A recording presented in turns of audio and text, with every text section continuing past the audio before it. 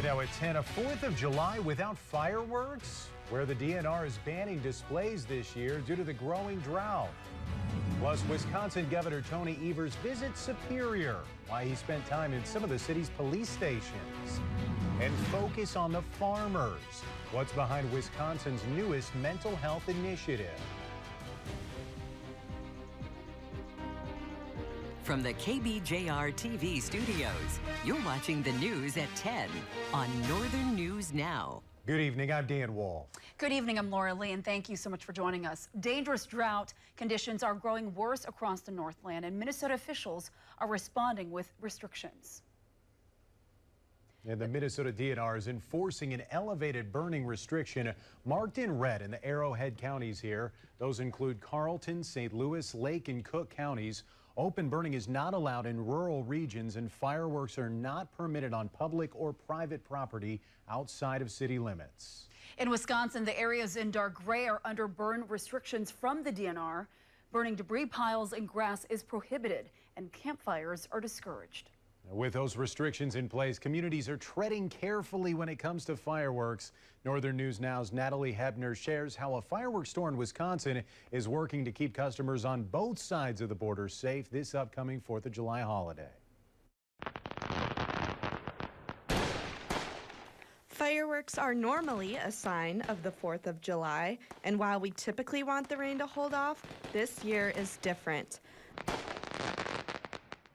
The lack of rain and drought concerns may have some reconsidering their plans. Jason Dethridge, the owner of KG Fireworks in South Range, Wisconsin, says he is gearing up for a busy season even so.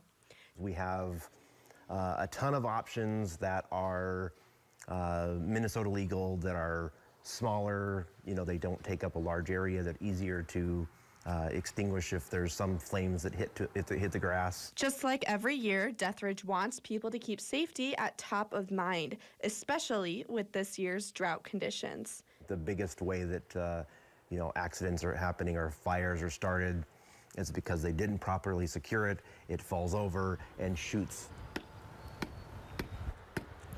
If you're shooting fireworks this 4th of July, experts say to make sure you stake down your fireworks to avoid spreading sparks. So these are the items that are smaller, they don't go as high in the air, therefore the area is easier to contain. Even with precautions, there's always a risk while shooting fireworks. Alyssa Reynolds with the Minnesota DNR says people should follow the burning restrictions and emphasize there are consequences if their firework sparks a fire. Any fire that gets out of hand in Minnesota, the person that lit it is responsible.